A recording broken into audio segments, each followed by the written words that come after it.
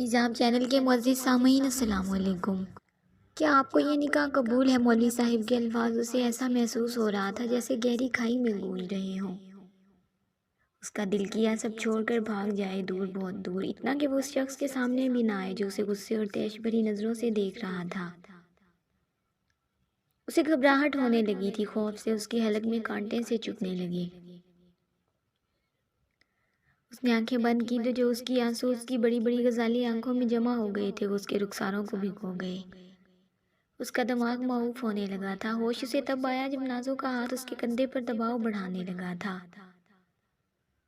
اس نے بہت دقت سے کہا قبول ہے۔ اس طرح 3 بار کہنے کے بعد وہ اپنے سارے حقوق سامنے بیٹھے شخص کے نام کر گئی تھی، مگر اس شخص نے ایک غلط نظر بھی اسے دیکھنا گوارا نہیں کیا۔ اس کی آنکھیں اپنی بے قدری پر ایک بار پھر بھیگ گئی تھی جبکہ کنیز بیگم نے اس کے سر پر ہاتھ پھیرا اور کہنے لگی، میرا ملک تھوڑا غصے والا تو ہے مگر دل کا برا نہیں ہے، سمجھ جائے گا۔ تم پریشان نہیں ہو، تم نے شادی کر کے مجھ پر احسان کیا ہے۔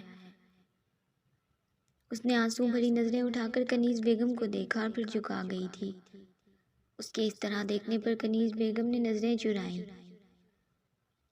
ملک نے نکاح نامے پر سائن کر دیے تھے پر اس کا چہرہ بالکل سپاٹ تھا اور اتنے سرد تاثر تھے کہ ارسل میں بھی ہمت نہیں تھی کہ اس سے بات کر سکے۔ آئی برو تنے ہوئے تھے، جبڑے بھنجے۔ اس کی نظر سامنے صوفے پر بیٹھی لڑکی پر تھی جو آنسو لیے اسے ایک نظر دیکھ کر نظریں جھکا گئی تھی۔ اسے پیچھے سے کسی کی آواز آئی، دیکھ لو عمر سے 40 کے ہیں اور نکاح 27 سال کی لڑکی سے کیا ہے، اور دیکھو تو کتنی حسین ہے۔ ویسے نصیب والے ہیں ملک صاحب جو اس عمر میں بھی جوان بیوی مل گئی۔ یہ الفاظ گویا اسے آگ لگا گئے تھے۔ اس کا دل کر رہا تھا سامنے بیٹھی لڑکی کا گلا دبا دے، مار دے اسے، جس نے خود کے ساتھ ساتھ اس کا بھی مذاق بنایا تھا ساری دنیا میں۔ اس کی آنکھوں میں غضب تھا، چہرے پر سختی، اور جیسے ہی نکاح کی رسم ادا ہوئی تو مہمانوں کو رخصت کیا گیا، دلہن کو اس کے کمرے میں بٹھا دیا گیا۔ ملک غصے سے اپنی اسٹڈی میں چل رہا تھا۔ بس کر کیا ورلڈ ریکارڈ بنائے گا چلنے کا؟ ارسل نے اس کے آدھے گھنٹے سے چلنے پر چوٹ کی تھی، پر اس کی بات سن کر ملک نے اسے شعلہ بار نظروں سے گھورا۔ ارسل گڑبڑا گیا تھا، فوراً کہنے لگا، ابے بھابھی کمرے میں انتظار کر رہی ہوں گی، 12 بج رہے ہیں، کمرے میں جا، تم یہاں سے دفع ہو جاؤ ورنہ میں کہیں اپنا ضبط نہ کھو دوں۔ ارسل ٹھنڈے ٹھار لہجے میں اس کی آواز دھاڑ نما تھی۔ کس طرف آتی کنیز بیگم کا ہاتھ بے اختیار اپنے دل پر گیا تھا اور ان کے قدموں میں تیزی آ گئی تھی۔ تم پاگل ہو گئے ہو ملک؟ ارسل تم فی الحال جاؤ کیونکہ اس کا دماغ خراب ہو گیا ہے، اور ملک تم اب سیدھے کمرے میں جاؤ بنا کوئی چوں چرا کیے۔ ان کی بات پر ارسل فوراً باہر بھاگا اور پیچھے ملک نے اپنے غصے کو قابو رکھتے اپنے کمرے کی طرف قدم بڑھائے۔ جیسے جیسے وہ آگے بڑھ رہا تھا ویسے ویسے اس کے چہرے کے تاثرات سرد اور تیز بڑھتا جا رہا تھا۔ اس نے دھاڑ سے دروازہ کھولا اور اندر آتے اسے لاک کیا تھا۔ پیچھے وہ جو ڈر اور خوف سے خود میں سمٹی بیٹھی رہ رہی تھی، اس طرح سے دھاڑ پر خود میں اور سمٹ گئی اور رونے نے شدت پکڑ لی تھی۔ وہ آنکھوں میں غضب لیے اس کی طرف بڑھا اور اس کے تاثرات سے ڈرتی جلدی سے بیڈ سے اتر کر 2 قدم پیچھے ہوئی تھی، مگر وہ اس کی طرف اسی طرح بڑھ رہا تھا اور وہ قدم قدم پیچھے ہو رہی تھی۔ تو جاذبہ خانزادی آج آخر آ گئی، تو میرے نکاح میں بنا لیا اپنا مجھے، پر مجھ سے شوہر والے رویے اور رشتے کی توقع نہیں رکھنا، کیونکہ اگر زندگی میں ملک نے کسی سے نفرت کی ہے تو وہ تم ہو۔ اس کا لہجہ اور اس کی سانس جو کان اور گردن پر پڑ رہی تھی، اس سے اور اس کے لفظوں سے جاذبہ کو اپنا وجود جلتا ہوا محسوس ہوا تھا۔ اس نے آنسوؤں سے بھری نظریں اٹھا کر ملک کو دیکھا جس پر ملک کے لبوں پر طنزیہ مسکراہٹ دڑائی تھی، اور اس نے بالوں سے اس کا سر پکڑ کر چہرہ اونچا کیا جس پر وہ کرا کر رہ گئی۔ آنسوؤں میں اور شدت آ گئی تھی۔ میں تمہیں اتنی اذیت اور اتنی تکلیف دوں گا کہ تمہیں پچھتاوا ہوگا کہ تم نے آخر نکاح کیا ہی کیوں۔ اس نے یہ کہتے اسے زور سے چھوڑا جس پر وہ زمین پر گری تھی۔ وہ اسے ایسے ہی سسکتا چھوڑ کر کمرے میں موجود چھوٹی سی اسٹڈی میں بند ہو گیا تھا، اور پیچھے جاذبہ اس کی پشت دیکھتی منہ پر ہاتھ جمائے سسکنے لگی تھی۔ جیسے جیسے وقت گزر رہا تھا اس کے آنسوؤں میں شدت آ رہی تھی۔ اسے وہیں زمین پر کونے میں بیٹھے روتے روتے ہی کب اس کی آنکھ لگی اسے احساس ہی نہیں ہوا۔ وہ کمرے میں تیز سے چل رہا تھا، ہاتھ میں سگریٹ تھی جسے جو لمحے لمحے میں اپنے لبوں سے لگاتا اور فضا میں دھواں چھوڑتا۔ 6 سگریٹ پینے کے بعد اس کا اضطراب کچھ کم ہوا تو وہ وہیں موجود صوفے پر گرنے کے انداز میں بیٹھا تھا، مگر سگریٹ اب بھی پی رہا تھا۔ آنکھیں لال انگارہ ہو رہی تھی اور چہرے پر نفرت ہی نفرت تھی۔ جانے کتنا وقت وہ اپنے اشتعال کو قابو کرتا رہا۔ جب اس کا غصہ کچھ کم ہوا تو وہ باہر آیا اور بنا کہیں دیکھے کبرڈ سے نائٹ سوٹ لے کر ڈریسنگ روم میں بند ہو گیا تھا۔ کچھ دیر میں جب چینج کر کے باہر آیا تو پھر سے اس کے ماتھے کی رگیں تن گئی تھیں۔ وہ سامنے گھٹنوں میں سردییں سو رہی تھی، سردی میں خود کو خود میں سمیٹے زمین پر دیوار کے ساتھ لگی۔ اس نے غصے سے سائڈ ٹیبل سے پانی سے بھرا جگ اٹھایا اور جاذبہ جو روتے وقت سو گئی تھی سارا اس پر الٹ دیا۔ وہ سردی میں ٹھنڈا پانی گرنے سے کانپ کر رہ گئی تھی۔ جیسے ہی ہڑبڑا کر اٹھی تو سامنے کھڑے ملک کو دیکھا جو اسے گھور رہا تھا۔ بنا کچھ کہے جا کر بیڈ پر لیٹ گیا اور لائٹ بند کر کے اس کی سرد آواز کمرے میں گونجی۔ جاذبہ پہلے ہی اندھیرے سے ڈرتی تھی اور اس کے اس طرح بند کرنے پر سردی سے کانپتی رونے لگی تھی، مگر جب اس کی آواز سنی تو پھٹی آنکھوں سے اپنے منہ پر سختی سے ہاتھ جمایا۔ اگر تمہاری آواز آئی ہے تم اس جگہ سے ذرا برابر بھی ہلی تو تم سوچ بھی نہیں سکتی میں کیا کر سکتا ہوں تمہارے ساتھ، ٹھنڈے ٹھار لہجے میں کہتا جاذبہ کو کانپنے پر مجبور کر گیا تھا۔ وہ کھڑے کھڑے کانپ رہی تھی کیونکہ کمرے میں اے سی بھی تیز چل رہا تھا اور ویسے بھی لاہور کا موسم آج کل بہت سرد تھا۔ اس نے خود کو دیکھا، وہ پوری طرح بھیگ گئی تھی۔ یہ ہے محبت کا صلہ، اس نے دھیمے لہجے میں جیسے خود کو بتایا اور وہیں کھڑی رہی کیونکہ اسے پہلے ہی خوف آتا تھا ملک کے رویے سے۔ اف، یہ کینیڈا کا موسم دل خوش کر دیتا ہے، وہ کھلکھلاتے ہوئے کہنے لگی۔ گورا چمکدار رنگ، باب کٹ براؤن بال، بڑی بڑی گرین آنکھیں جن میں چمک واضح تھی، بڑی بڑی خمدار پلکیں جو اس پر سایہ فگن تھی، چھوٹی سی ناک جو زیادہ ہنسنے سے سرخ ہو رہی تھی اور انابی بھرے بھرے لب۔ وہ بلا کی حسین تھی اور اس کی کھلکھلاہٹ پر آس پاس سے گزرتے لوگوں نے بھی اسے دیکھا تھا جو کسی نازک گڑیا کی طرح لگ رہی تھی۔ ہاں یہ تو ہے، لیزا نے بھی اس کا ساتھ دیا۔ زیبی، لیزا یہ ڈیوڈ کہاں ہے؟ نازش نے اسے نہ پاتے لیزا اور زیبی سے پوچھا۔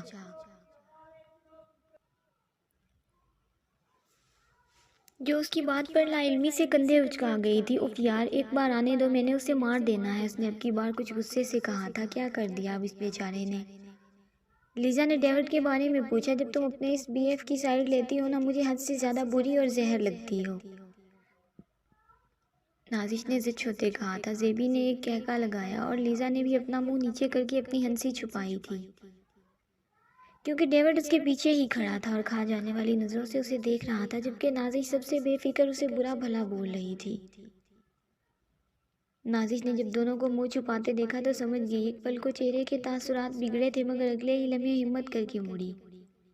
کسی کی باتیں چھپ کر سننا بیڈ کیٹیگری میں آتا ہے اور مجھے نہیں لگتا کہ تم انجان ہوگے۔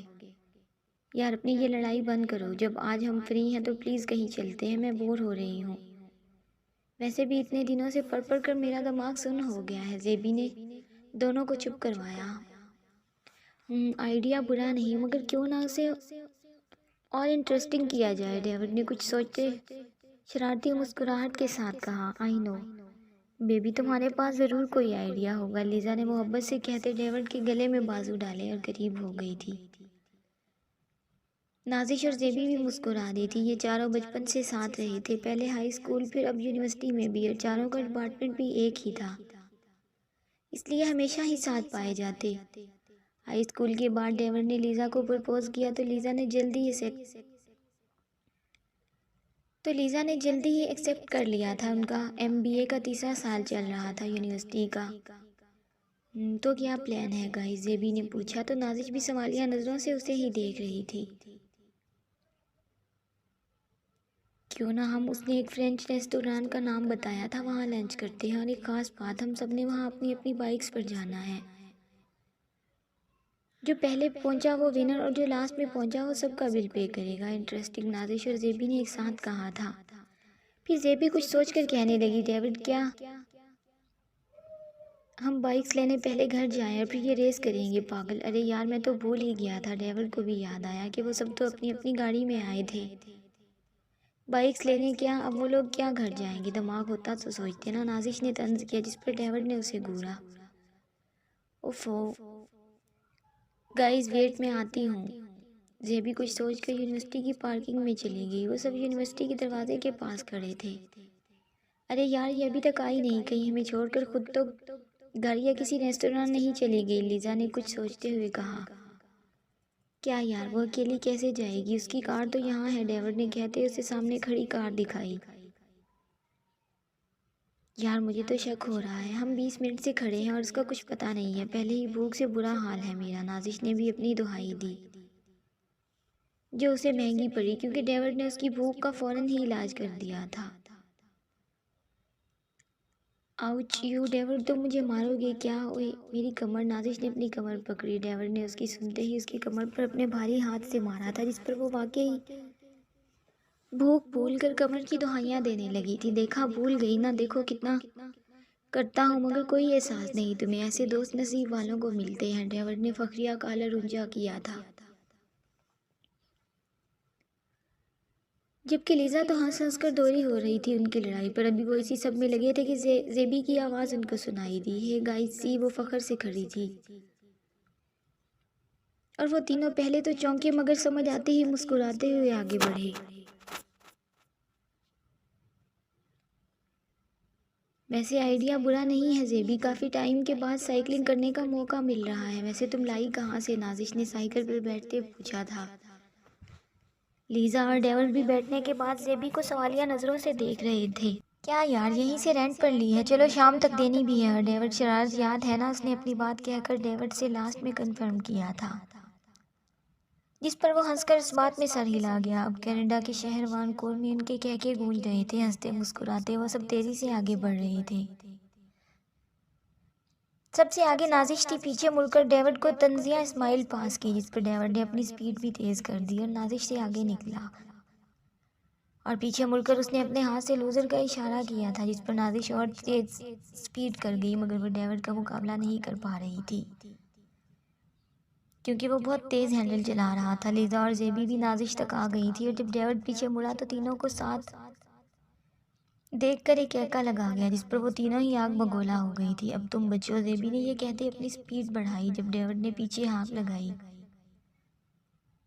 مجھ سے نہیں جیت سکتی. زیبی نے اپنی سپیڈ بڑھا دی اور کچھ ہی دیر میں وہ ڈیوڈ سے آگے نکل گئی تھی.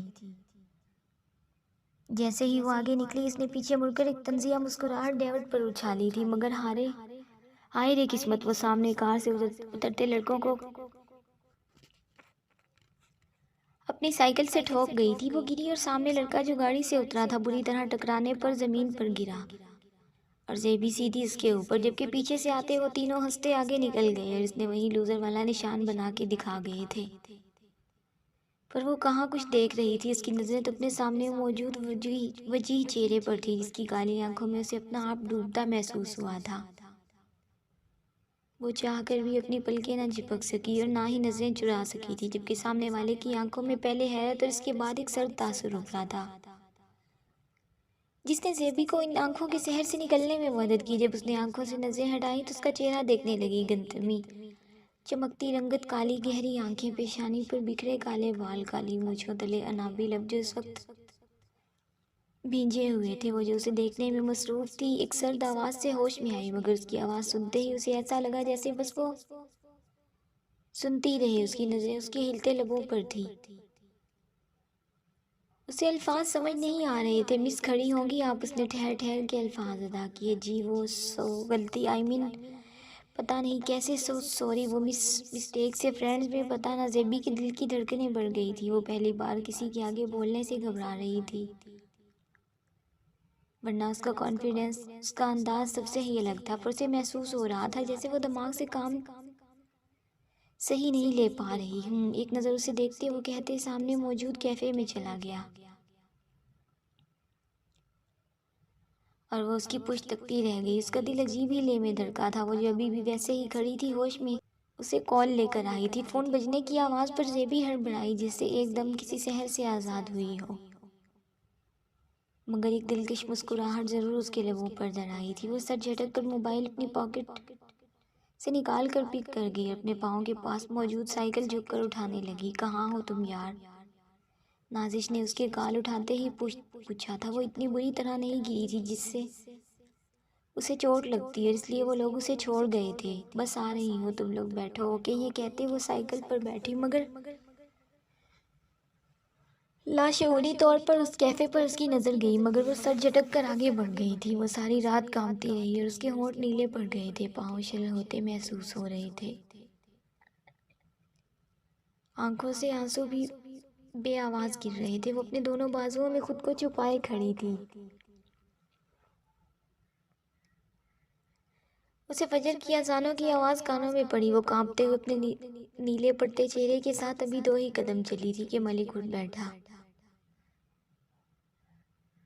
مگر جیسے ہی نظر سامنے گئی اس کی رگیں پھر غصے سے تن گئی تھی۔ اس نے اسے ایک نظر دیکھا اور لیمپ آن کر کے کبرڈ سے کپڑے نکال کر واش روم میں بند ہو گیا، اور کچھ دیر بعد واش روم سے نکل کر بنا اس پر ایک نظر ڈالے ڈریسنگ مرر کے سامنے کھڑے ہو کر بال بنانے لگا تھا اور کمرے سے نکل گیا۔ اس کے جاتے ہی جاذبہ نے خود کو چلنے میں مدد کی۔ وہ کس طرح چل رہی تھی وہی جانتی تھی۔ ہمت کرتی وارڈروب کھولی، مگر سامنے ملک کے ہی کپڑے تھے، اس کے نہیں۔ ششو پنج کا شکار رہی، پھر کچھ سوچ کر ملک کا ٹراؤزر اور شرٹ لیے واش روم میں بند ہو گئی۔ کافی دیر وہ گرم پانی سے شاور لیتی رہی۔ جب اعصاب نے کچھ کام کرنا شروع کیا تو اس نے ایک نظر خود کو دیکھا اور پھر اس کے لب ہلے۔ محبت میں صرف اذیتیں ہی اذیتیں مقدر بنتی ہیں۔ ایک تلخ مسکراہٹ نے اس کے چہرے کا احاطہ کیا تھا اور وہ کچھ دیر میں وضو کر کے نماز ادا کرنے لگی۔ نماز کے بعد جب اس نے دعا کے لیے ہاتھ اٹھائے تو اس کے آنسو بہنے لگے تھے۔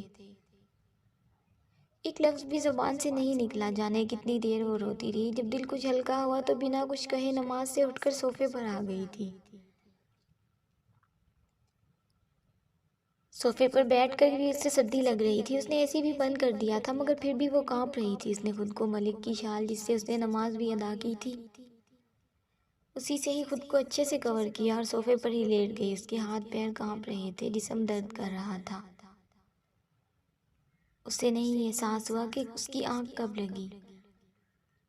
نماز کے بعد وہ قریب ہی پارک میں چلا گیا۔ وہاں سے وہ 7 بجے جب گھر آیا تو اسے کنیز بیگم کچن میں ملازموں سے ناشتہ تیار کرواتی نظر آئی۔ اس نے سر جھٹکا اور اپنے کمرے کی طرف جانے لگا کہ کنیز بیگم کی آواز نے اسے روک لیا تھا۔ ملک بیٹا کہاں تھے تم؟ امی نماز کے لیے گیا تھا، اس کے بعد وہیں بیٹھ گیا۔ اچھا بہو کو اٹھا دو، میں ناشتہ لگوا رہی ہوں، اگر کہو گے تو روم میں بھیج دوں گی۔ جی امی، وہ کہتا چلا گیا۔ اسے پھر سے نئے سرے سے غصہ چڑھ رہا تھا۔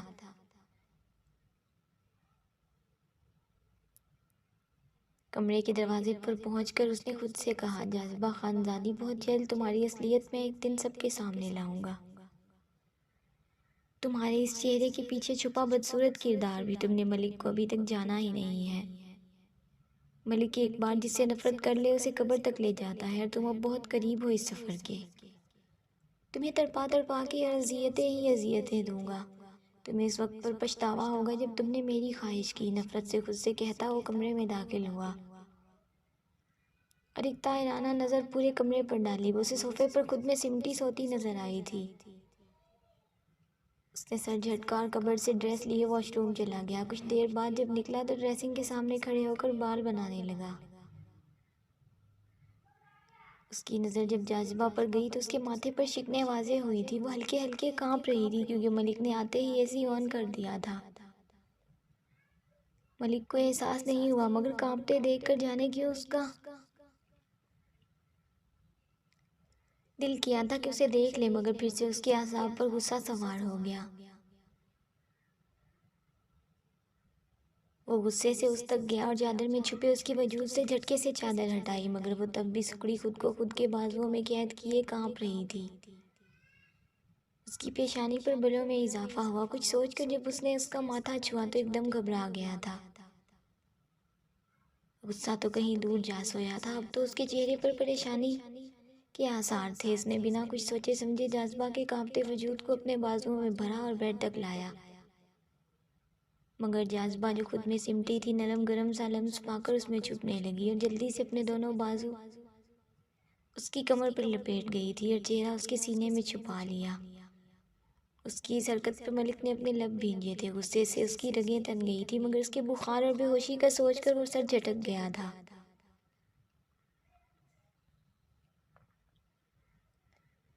اسے بیڈ پر لٹایا تو بھی جاذبہ نے اپنے بازو اس کی کمر سے نہیں کھولے۔ ملک نے جلدی سے اس کے بازو کمر سے کھولے اور اسے تکیے پر ڈال کر بلینکٹ اس کے اوپر کیا تھا۔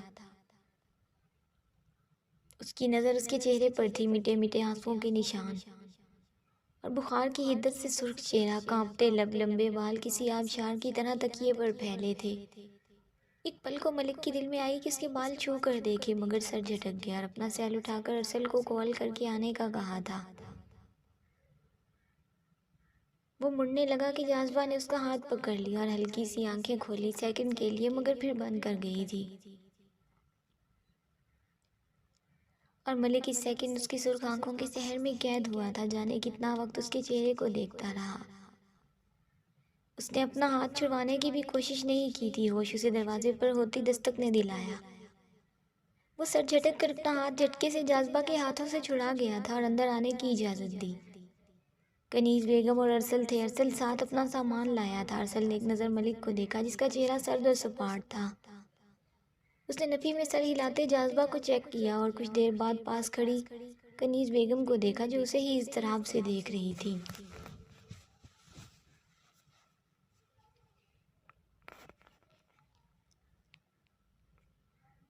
کچھ نہیں، سردی لگ گئی ہے، جس سے بخار ہو گیا ہے، پریشانی کی بات نہیں ہے، میں نے انجیکشن لگا دیا ہے۔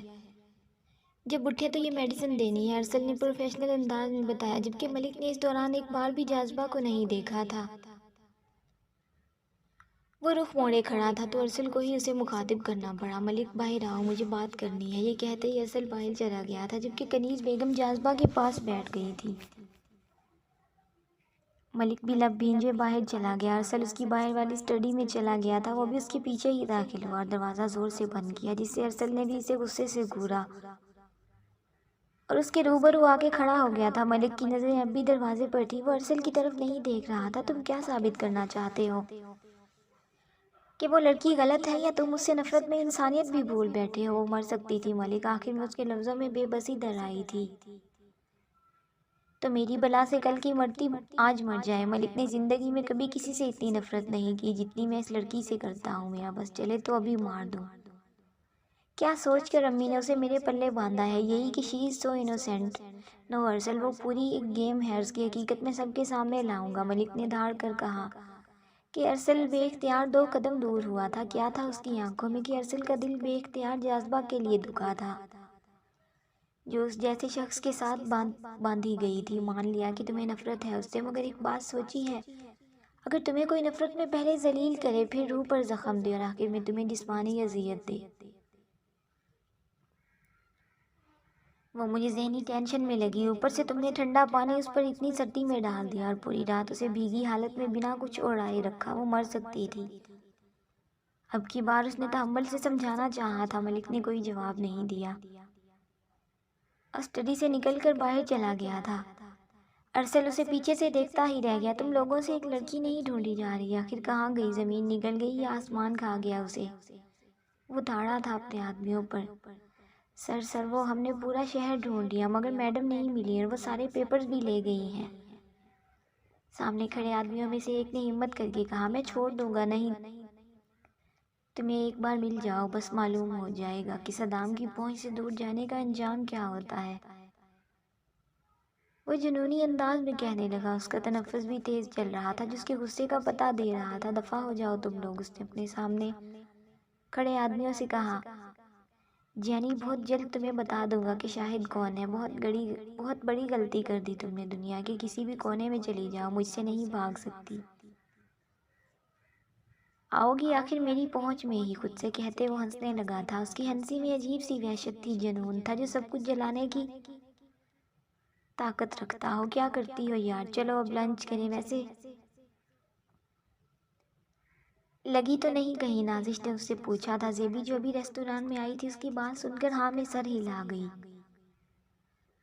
مگر دل و دماغ میں اب بھی وہی کالی آنکھیں چل رہی تھی۔ چلو یار آرڈر کریں، بہت بھوک لگ رہی ہے۔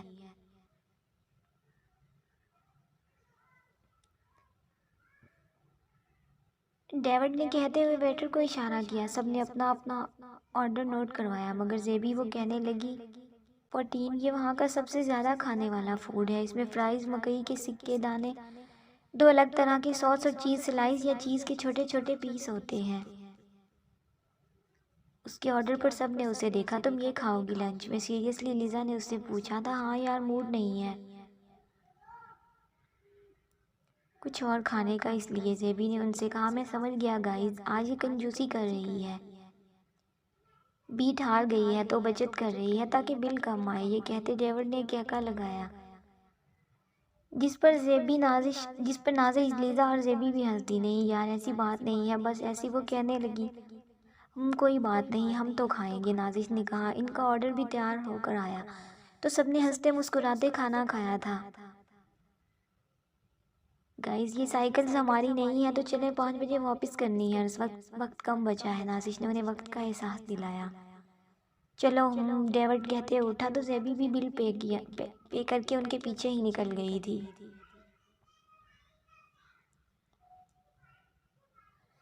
ویسے کتنی بری بات ہے نا، ہم 3 حسین لڑکیوں کے ساتھ ایک لڑکا ہے مگر بل لڑکیاں پے کر رہی ہیں۔ ایک بار پھر ڈیوڈ سے پنگا لیا جس پر ڈیوڈ کہنے لگا کوئی بات نہیں، تم لوگ مجھے بھی لڑکی سمجھ لو۔ یہ جملہ ادا کرتے ڈیوڈ نے اپنا چہرہ اور ہاتھ ایک نازک لڑکی کی طرح ایک ادا سے ہلایا جس پر ان تینوں نے ایک جاندار قہقہ لگایا تھا۔ آخر میں وہ بھی ہنس دیا۔ لیزا اس کے ساتھ چپکی کھڑی تھی، اس کے کان میں جھک کر کچھ کہا جس پر ڈیوڈ نے لیزا کی کمر پر اپنا ہاتھ رکھتے ایک آنکھ دبا کر ایک مسکراہٹ پاس کی اور لیزا نے شرما کر اس کے کندھے پر اپنا سر مارا۔ اپنا یہ رومانس گھر جا کر کرنا، ہم معصوم اور سنگل لوگ سامنے کھڑے ہیں۔ نازش نے مسکرا کر اپنا بھی سنگل ہونے کا رونا بیان کیا تھا جس پر زیبی نے اسے کندھے پر پنچ کیا اور ہنستے ہوئے باہر کی طرف چلے گئے۔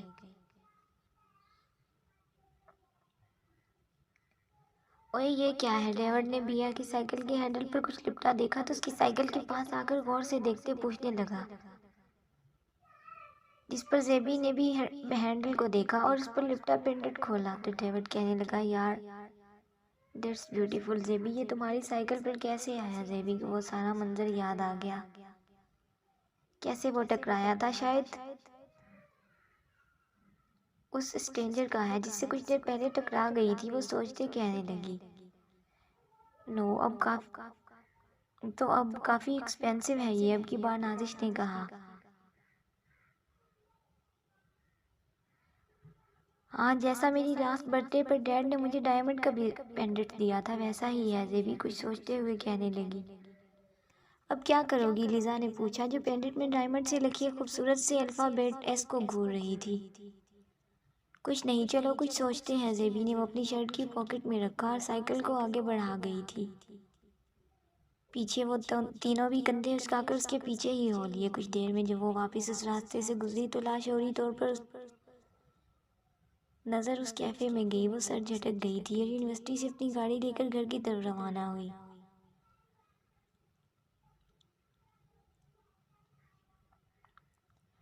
لیزا ڈیوڈ کی کار میں ہی بیٹھ گئی اور نازش مینی خیزی سے مسکرائی جس پر وہ کندھے اچکا گئی تھی۔ وہ بھی مسکراتے ہوئے اپنی کار میں اپنے گھر کی طرف روانہ ہوئی۔ تم سمجھتے کیا ہو خود کو؟ تمہاری ہمت کیسے ہوئی مجھ پر ہاتھ اٹھانے کی؟ فضا نے غصے سے اکمل کا گریبان پکڑ کر کہا تھا، اپنی اوقات میں رہو، آج تو یہاں تک آ گئی ہو، آج کے بعد اگر کال کرنے کی کوشش بھی کی تو یہ تمہارا حسین چہرہ بگاڑ کے رکھ دوں گا۔ اکمل نے غصے سے اسے پیچھے دھکیلا تھا، اور آج کے بعد سے میری زندگی میں دخل دینے کی کوشش بھی نہیں کرنا ورنہ اس گھر میں نظر نہیں آؤ گی۔ اس نے وارننگ دی تھی تو تم اس طرح سے لڑکیوں کو ساتھ لاؤ، میں کچھ نہ کہوں، بیوی ہوں تمہاری، رکھیل نہیں ہوں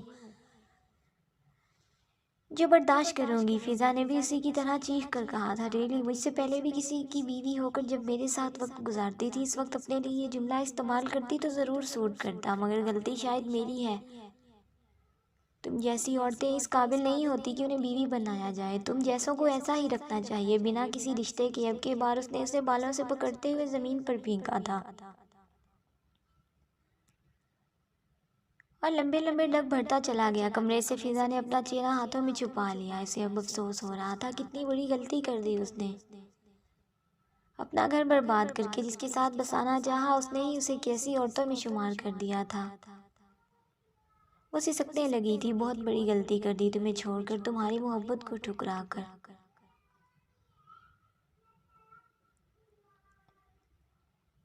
ڈیڈ، زیبی نے گھر داخل ہوتے دریاب صاحب کے گال پر بوسہ لیا۔ میرا بیٹا کیسا رہا آج کا دن؟ دریاب صاحب نے نیوز پیپر بند کرتے پوچھا۔ بہت اچھا۔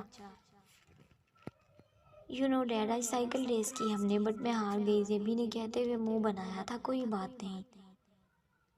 یہ سننے کے بعد وہ آج کا سارا روٹین بتانے لگی تھی، جس پر وہ مسکراتے ہوئے سننے لگے۔ پھر ڈیڈ، میری ٹکر ہو گئی اس بیچارے گاڑی والے۔ ابھی اور کچھ کہتی کہ دریاب صاحب نے اس کا ہاتھ اپنے ہاتھوں میں لیا۔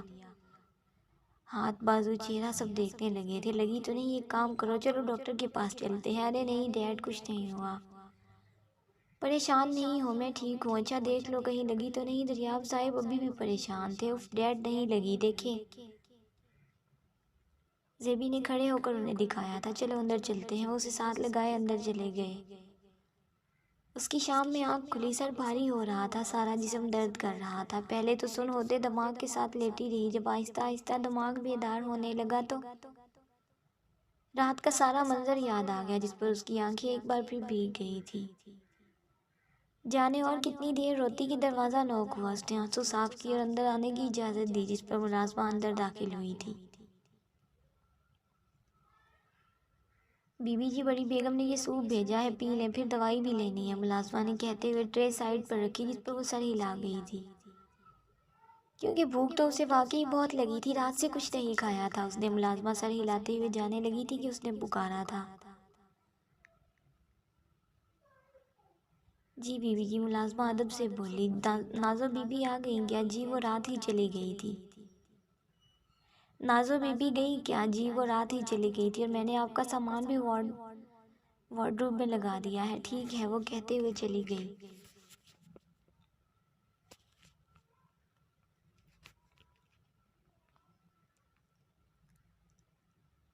اسے سوپ دیکھ کر اپنا گھر یاد آیا تھا، کیسے اس کے پاپا اتنا سا بیمار ہونے پر سارے ملازم لائن میں لگا دیتے تھے، اور ایک لمحے کی بھی اس کے پاس سے نہیں ہٹتے تھے۔ آئی مس یو، یہ کہتے ہوئے آنکھوں میں آنسو آئے تھے۔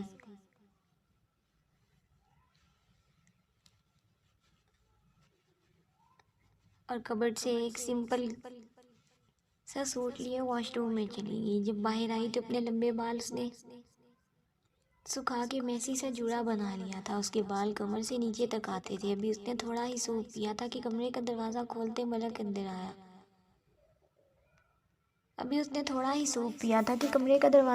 ہوئے ملک اندر آیا۔ ایک پل کے لیے دونوں ہی فریز ہو گئے تھے۔ جاذبہ کا منہ تک جاتا اسپون وہیں رک گیا اور نظریں سوپ کے باؤل پر ہی جمی رہی۔ اس کی طرح ملک کی نظریں اسے اس طرح بیڈ پر دیکھ کر فریز ہوئی تھی، پر ملک کی نظروں میں جذبات نہیں تھے، ایک نفرت سی تھی، اور اس کی نفرت زدہ نظروں سے جاذبہ کی آنکھیں بے اختیار نم ہوئی تھی۔ وہ بنا کچھ کہے بیڈ کی سائڈ ٹیبل کی طرف آیا اور ڈرا میں کچھ تلاش کرنے لگا تھا۔ جاذبہ ترچھی نظروں سے اسے دیکھ رہی تھی، جو چہرے پر سنجیدگی لیے کچھ ڈھونڈ رہا تھا۔ جب ملک کو اس طرف کچھ نہیں ملا تو دوسری جانب گیا، جہاں جاذبہ بیٹھی تھی۔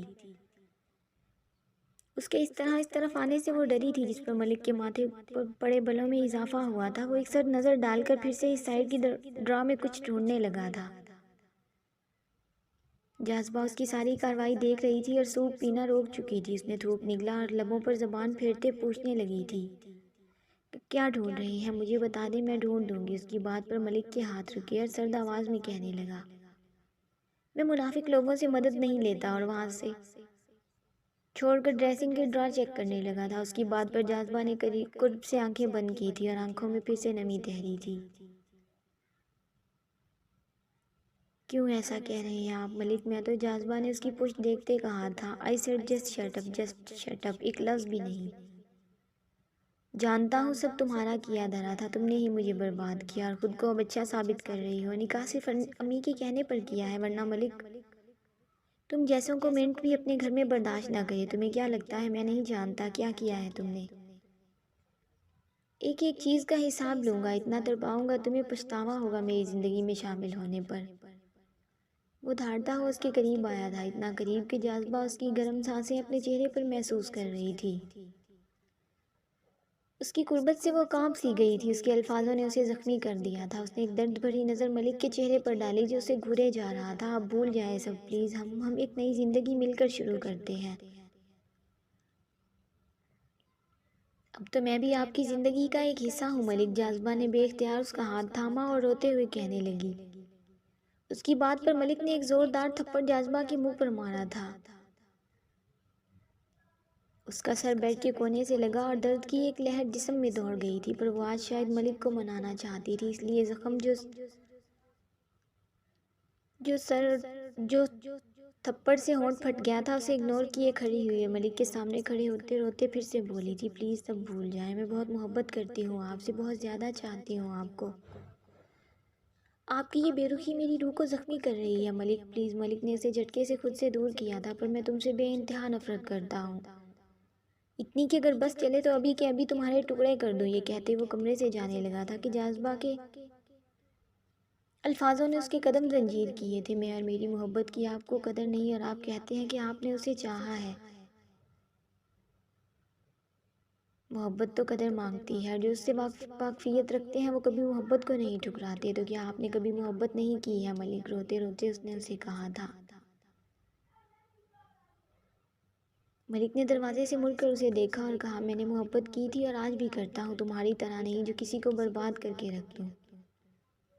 تم نے کسی کو برباد کر کے آباد ہونا چاہا ہے جاذبہ خانزادی، جو کہ کبھی تمہیں خوش نہیں رہنے دے گا، کیونکہ میں کبھی وجود کے ساتھ برا کرنے والوں کو معاف نہیں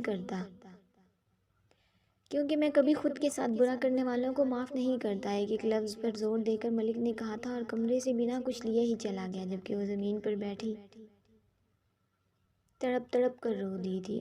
میری اتنی سی غلطی کی یہ سزا نہ دے، مجھ سے منہ نہ موڑے ملک، میں نہیں جی پاؤں گی، بہت چاہتی ہوں آپ کو، پلیز۔ یا خدا، کیا میری غلطی کی معافی نہیں ہے کوئی؟ کیا میں پا کر بھی ملک کو نہیں پا سکی؟ خود سے کہتے وہ تڑپ رہی تھی اور سر درد بھی بڑھ رہا تھا۔ روتے روتے وہ نڈھال سی کب بے ہوش ہوئی اندازہ نہیں۔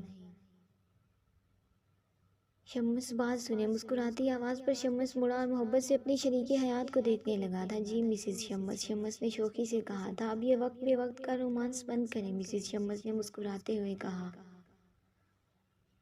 شادی کو 6 سال ہو گئے ہیں، مگر تم اس طرح شرماتی رہتی جاری ہے۔ دوستو، امید ہے آپ کو یہ نیو ناول پسند آئے گا۔ اگر ویڈیو اچھی لگے تو اسے لائک اور اپنے دوستوں کے ساتھ شیئر لازمی کریں، اور اگر آپ میرے چینل پر نئے ہیں تو چینل کو سبسکرائب کریں اور ساتھ میں لگے گھنٹی کے بٹن کو ضرور دبائیں، تاکہ ہر نئی ویڈیو کا نوٹیفیکیشن آپ دوستوں تک سب سے پہلے پہنچ سکے۔